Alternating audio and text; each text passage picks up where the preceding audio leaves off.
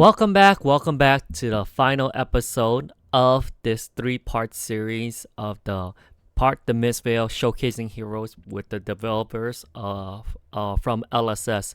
My name is Terry, and this channel is Degenerate Cardboard Enthusiast. So let's just hop right into it, and let's watch the gameplay between Young, who's playing New, and Jason, who's playing Enigma. And let me put this to 1.5 so that we can watch this a little bit faster.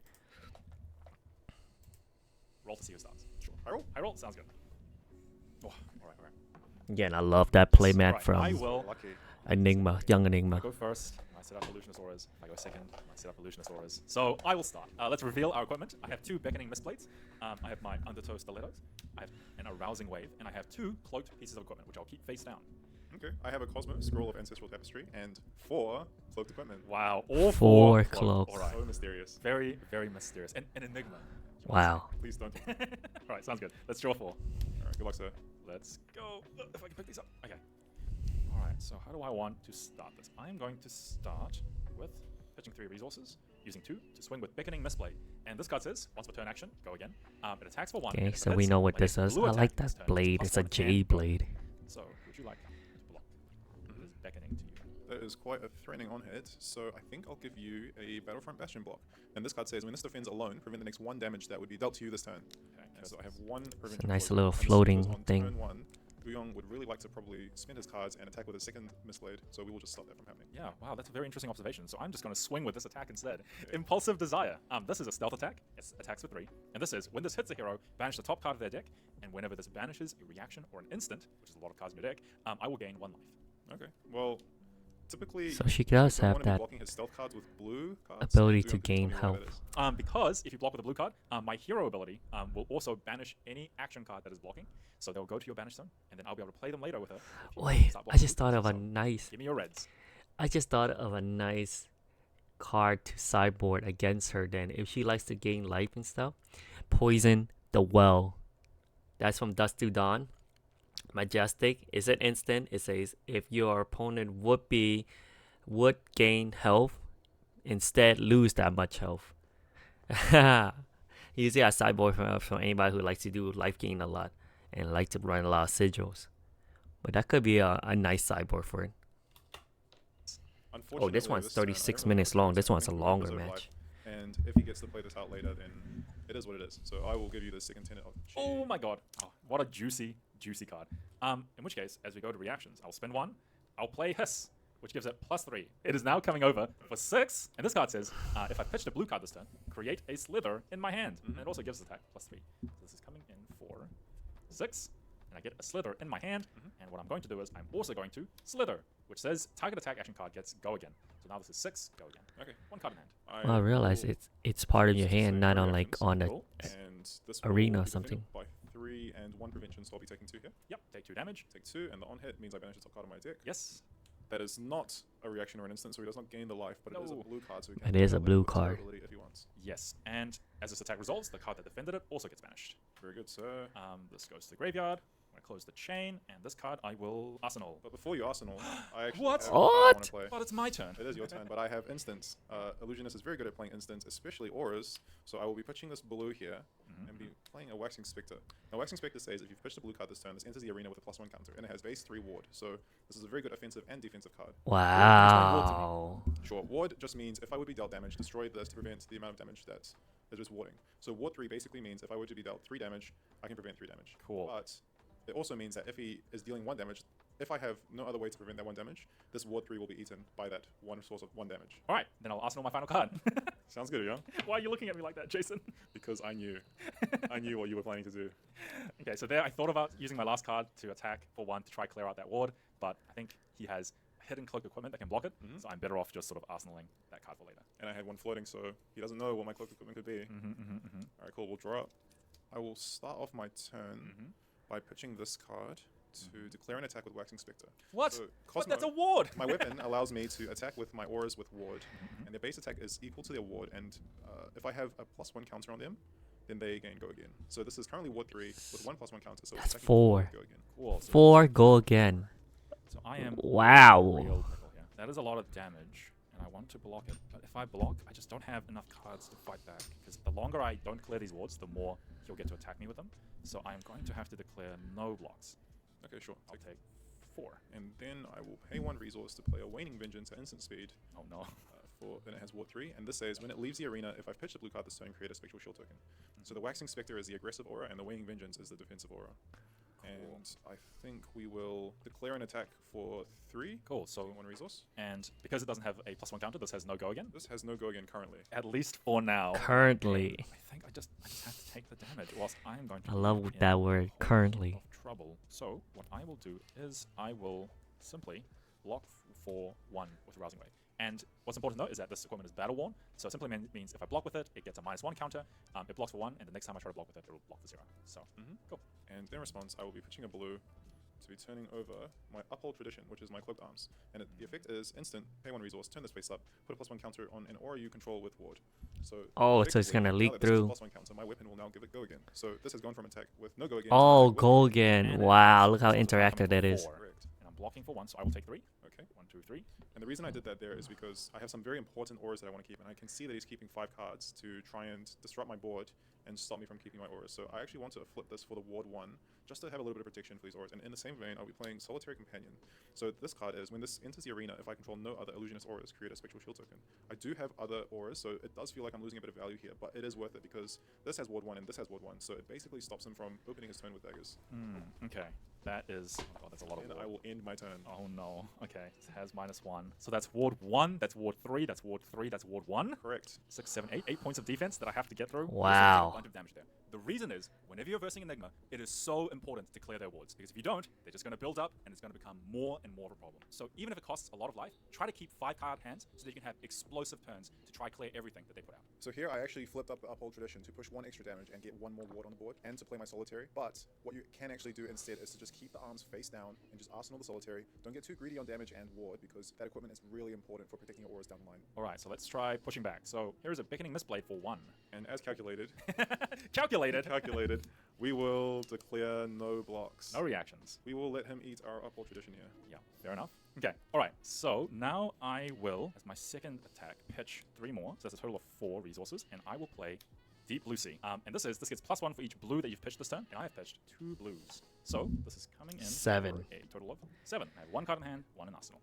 We can defend this quite well, No but we're go a again. little skeptical because he's got some cards left. The cool thing with Enigma is that you don't actually have to defend a whole lot, so you can really put your opponent into the position of making the first reactive move, and then you can respond afterwards. So I will declare no blocks here. No blocks here, he says. Alright, I think what I need to do here is to have a chance, is I will pitch 1. Okay.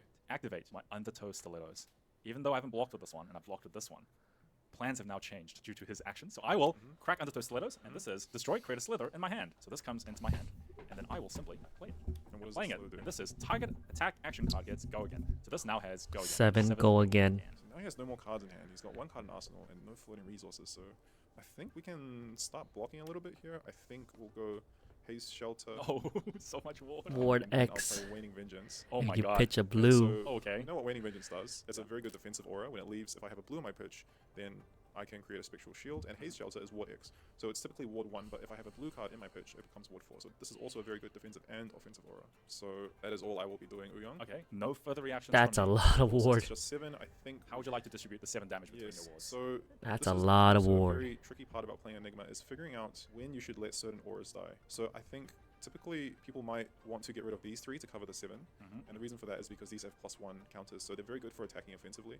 However, this has go again, and he's got a card in arsenal. So I think I actually want to split up the ward here. So I want to keep these 2 around, and I actually want to let these 2 die. So I will let this ward for 3, let this ward for 4. These will die, and then this Waning Vengeance will get me a Spectral Shield. Alright, sounds good. So here, maybe I should have just let my board get wiped and reset the board, because the opponent might still have a lot of big attacks coming, and you don't want to overcommit to blocking, and you just want to reset sometimes. I need to keep chipping away at this board, otherwise I'm going to get swamped. So I'm going to close the chain. Yes, sir. I will now play Pass Over, which is my first Transcend card. So this is banish target card from an opposing hero's graveyard. So I will simply banish this, because there is no blue cards that I want in there. And the second text says, if you've played another blue card this turn, which is my Deep Blue Sea, it says Transcend, which is take card out, flip it, and then it becomes an inner chi. So what this is, it is simply another blue resource, but it also has relevance for things like my hero ability, which requires chi to be pitched. So this will come into my hand, and then I'll immediately activate Noo's ability, which is pitch a chi, look at the top card of an opposing hero's deck. If it's blue, I can banish it, and I can play any blue card from your banished zone this turn without paying that cost. And it is a blue. All right, banished. Hey, that's my transcend card. That's kind of uncool, man. May I please have all your blue cards from your banished zone? You can have my whole banished zone. Yes. Oh, there's Juicy, pretty juicy, much they're juicy. all blues. The only tricky thing here is there are cool cards I can play, but I can't play multiples because they are not instant. And it's also important to note, there is a transcend card here now in his banished zone that I can play. But the thing is, when this thing transcends, because it is actually Jason's card, he will get the energy instead of me. So that is very, very bad. I do not want to be giving him energy. Oh, you don't want to So transcend. instead, all Okay, will do I is see. Play second tenet of Chi, tied. And this says, if you've transcended this turn, it gets +2. And because it's being played off news ability, I don't have to pay the cost of 3. So this, because I've transcended, is coming in for 7. Okay, that's pretty rude attacking. 7, no go again. Do you know what's even ruder? Having 4 auras. Well, that's a matter of opinion. Because I have 1 blue in my pitch, I think I want to just preserve my board a little bit. Sometimes you want to let your board get wiped and rebuild, but I'm not exactly in a great position to rebuild here, so I think I'll just pass on blocks here. Yep, no reactions from me. Cool. And then I will play Big Blue Sky. This is a defense reaction that says it gets +1 defense for each card I've pitched this, for each blue card I've pitched this turn, and I have 1, so this is defending for 3. 3. Sounds good. Go to damage. So I'll be taking 4 damage, and I can distribute them across my ward. So I will be letting these 3 auras die. So ward 1, ward 1, ward 2. That's 4. Cool. Sounds good. This Waning Vengeance will create another Spectral Shield when it leaves because I have a blue card in my pitch zone. So this Spectral Shield here. And That's annoying. go to the bottom of my deck. Alright, and I'll draw up at the end of my turn.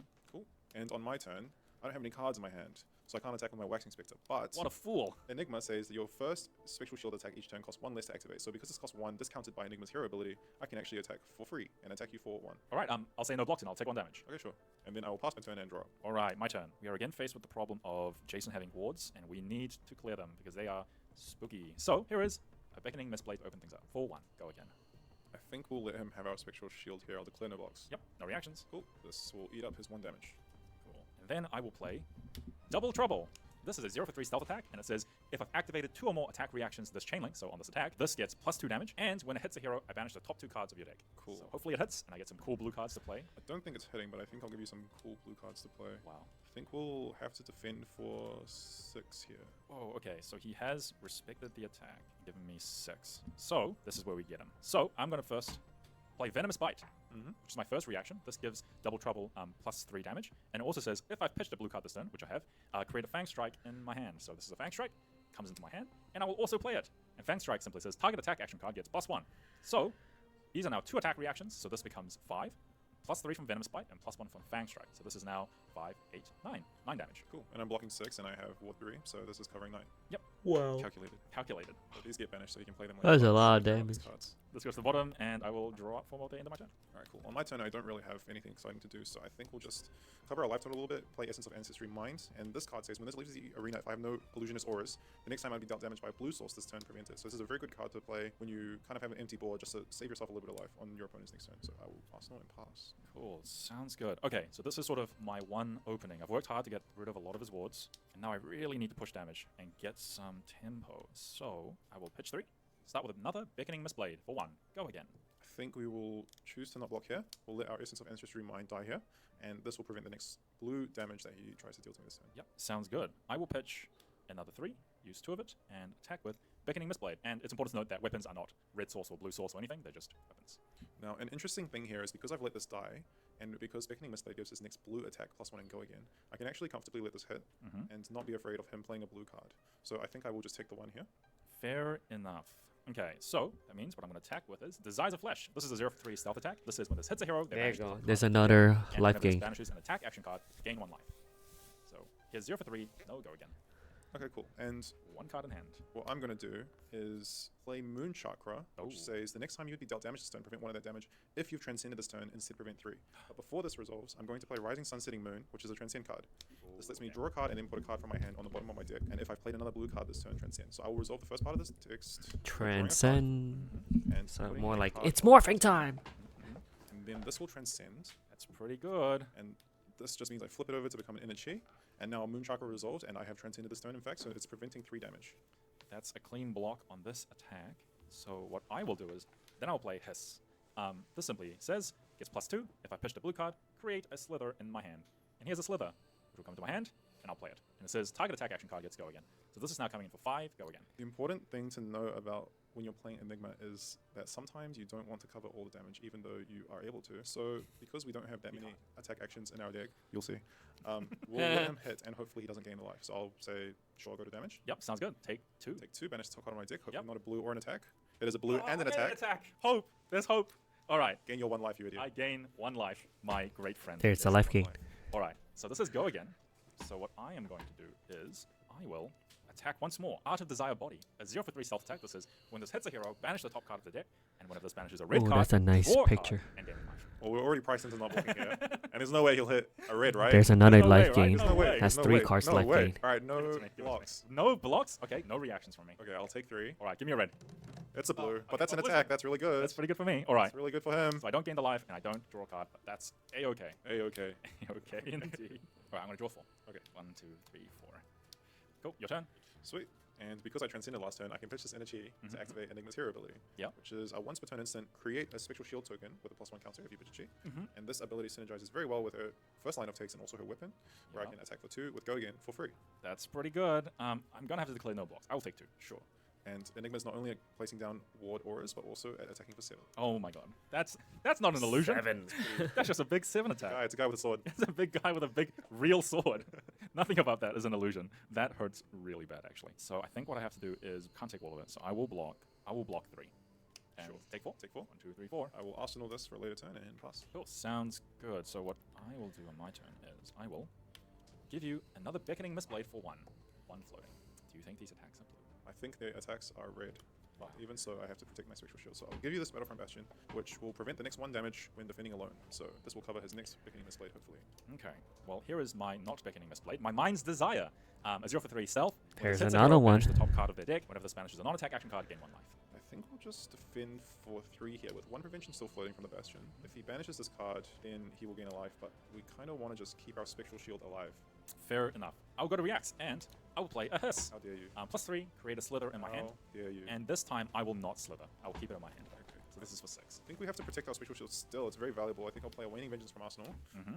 paying for it, and because I pitched a blue card for it, when this dies, I create a spectral shield token. Yeah, so it's coming, you're blocking 3, coming over for 3, that is ward 3. Correct. So that dies, and this is blocked, and then when this attack resolves, my hero banishes this card, Mm-hmm. and because it's a non-attack action, I gain a life from here. Yep. Gain a life, close the chain, and I will keep the Slither for later in my arsenal. And I can, on your turn, because I have floating resources, I will Ooh. pay 1 You to have actions. turn over my Truths Retold, which Yeah. will allow me to put my Waxing Spectre on the bottom of my deck for Mhm. later. Very good card.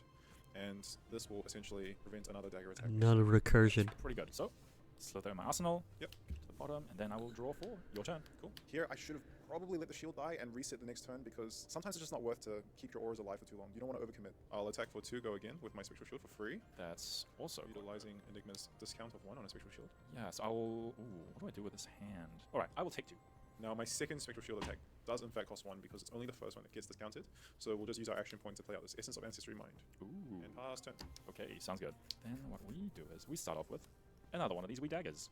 Here's 1. Cool. And we have a bunch of ward 1 here, so we can look to kind of mitigate the damage by letting these die. So I'll let the Truths Retold eat up the dagger. That's pretty good. I will pitch 3 more. Come with another Beckoning Mistblade. And just like before, we'll let it eat the spectral shield. Mm-hmm. 1 step at a time, clearing these wards. Mm. All right. And then I will come in with Gravekeeping for 3. So this is when this attacks, you may banish a card from their graveyard. So I'm just going to have a quick look through, look for any blue cards I might want to play. And here I see a very big, juicy blue attacks. I will banish this. That's pretty good. What we have to think about here is whether we want to protect our auras or whether we want to swing back on the following turn and rebuild our board. So I'm thinking here that we can probably rebuild our boards. Just let me clear that board. You don't need that. Maybe. Spectral Shield. Really depends what he has left to play. I think we will, even though this is a very powerful offensive card, we will play Waxing Spectre, and we will let this eat the 3 damage. Cool. So I have no attack. Oh, no. I do have an attack react. I'll play Slither. It gets go again. That's fine. We knew that was there. We'll let this die, eat up the 3 damage with Ward 3. Cool. Sounds good. And because I have go again, I'll play 1 more attack, which is Bonds of Memory. Okay, and we have 1 floating, and this There's was another pretty one. calculated. So Just she thinking about does a whether we lot want of to life use our gain. plot equipment here, or whether we want to use cards in hand to cover this. So I Arachne think we does will a lot of opt to contracts do to both. So we'll play banish the Waning Vengeance with our 1 floating, so cards it's to not get lost our silver. resources, This and then she we will turn banished a over lot our to Skywalker get Takeaway. health. And this will prevent the next 1 damage that will be dealt to me. It's pretty good. And this will prevent the next 2. So this dies. I have a blue in my pitch zone. So Waning Vengeance creates a Spectral Shield in play, and that is the 3 damage of Bonds of Memory. All right, sounds good. All right, I will close the chain and pass the turn. And it's a bit bad for me because I really wanted to clear his board, and somehow his board got bigger. So we are definitely on the back foot here. Just like last turn, I think we'll attack with our Spectral Shield for 2, go again for free. So strong. Okay. Is there anything I can do about this? I don't think so. I think we need to take this damage. Take 2. Cool, and I'll just Arsenal and pass rather than attacking with my other auras. Okay. So I'll pitch 3. Mm-hmm. Attack for 1. I will declare no blocks. Sounds good. Let this die. And then I'll pitch 3. Coming for Deep Blue Sea. 2 blues. Not a in 7. in my pitch zone, so this gets +2. Coming in for 7. That's pretty strong. So this is a prime position to take all the damage and swing back on a following turn. So we don't have to be afraid. So we'll just take the 7 here. Yep, sounds good. No reactions. Cool. This will ward 3, and I will take 4. Okay, it's scary when Enigma keeps up a board, but it's even scarier when they just let their board die, because it means their hand is very scary. So I will Arsenal and end my turn. Cool. All right. I will pitch 3 to play Spectral Manifestations. Mhm. This is why we let our board get wiped. This will create a Spectral Shield token, and then if I have no other Illusionist auras, put 3+1 counters on it. Oh, So this is a very good card, only if you have no My wow. ability and the weapon, I will attack for 4, go again for free. So this is swinging for 4, and the on hit is death. That's pretty good. It's a pretty good on hit. So I think I will have to block for 3. Okay. Take him on. 1, yep. And then I will pitch a blue, and I save this for later. Battle for 7. Bastion. It's another 7. It's another 7. Oh my god. Why can't you hit me with fake illusions? No, it's okay. Oh shoot. How about the guy with So big guy with sword, the biggest sword. All right. I gotta block this. I'm gonna block 3, and I'm gonna block 6. Cool, take 1. Take 1. Cool, I'll Arsenal this and pass turn. So we are alive, and I think I need to keep this card because this is the thing that might give me a chance to come back later on, because he has very cool blue cards in his banish zone that I can use, and this will give me access to it. I'm gonna try hold this, and then I'm going to swing for 3 instead. Desires of Flesh. Okay. Coming in for 3. We have an okay turn here. I don't think he can kill me, so Was that all a bluff? And is this an attack reaction? doesn't matter. So we'll say no blocks. Are you sure about that? I am pretty sure. Yeah, There's a special shield with 3 counters on it, Jason. Don't you want that? yeah, he's right, but also no blocks. Oh, okay. Damn. All right. Cool. I'll take 2, Yep, take 2. and then banish yourself card. Yep. That is another juicy card for you. It is, but it is not an attack action card, so I don't gain life. Then I will Arsenal pass. Okay. Draw 4. So here my thought process is, it's near the end of the game, I've got my Transcend card, I'm ready to go next turn and kill Jason, because there are so many powerful blue attacks in his managed zone. So I just need to survive here. I think with this hand, Just need to we want transcend. to pitch and do the same thing as before. But Metal you're Ball on the wipes, back foot. rebuild. We will rebuild. And we will attack for 4. Go again. Free. So the 4 is again very threatening, so I will give him a card. The cool thing about this though is that if I take 1 here, it lets me go to 1 health, and then I may be able to flip over my chess piece, which will be very, very powerful. So I will block for 3 here. Taking 1? Sure. Take 1. Then I will play Waning Vengeance with my 1 floating. I will play Homage to Ancestors. I just played this blue card, so this transcends and I gain a life. Oh god, okay. And then I will pitch this in a chi, not Yep. to create a Spectral Shield, but to attack for 1. Okay, With 2 floating. alright. Again, the on hit is death. It is an attack for 1, and I don't want to give up a whole card for it, so the cool thing I can do here is I will pitch 3, and I'll flip my hit piece, Aqua Seeing Shell. So what this is instant pitch 3, turn this face up, and I draw a card. So I get to effectively replace that card and get a block 1 on the board, which I think is good because then it lets me keep this, and then I should be able to win next turn with this. So I'm going to block 1.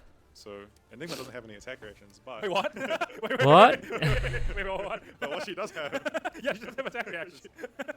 Wait, what do you have? she has What do you have? Escalations, which puts a +1 counter on a target aura with ward. What? No! Which is an No, action typically. eke it If I out. pull a Spectral Shield, I can play it as. Oh my god. Oh no. Will in fact be taking 1, and the on hit is death. Okay, no. Okay, I am dead. Good game. Oh, he lost. I had you next turn. You never had me. You never had your car.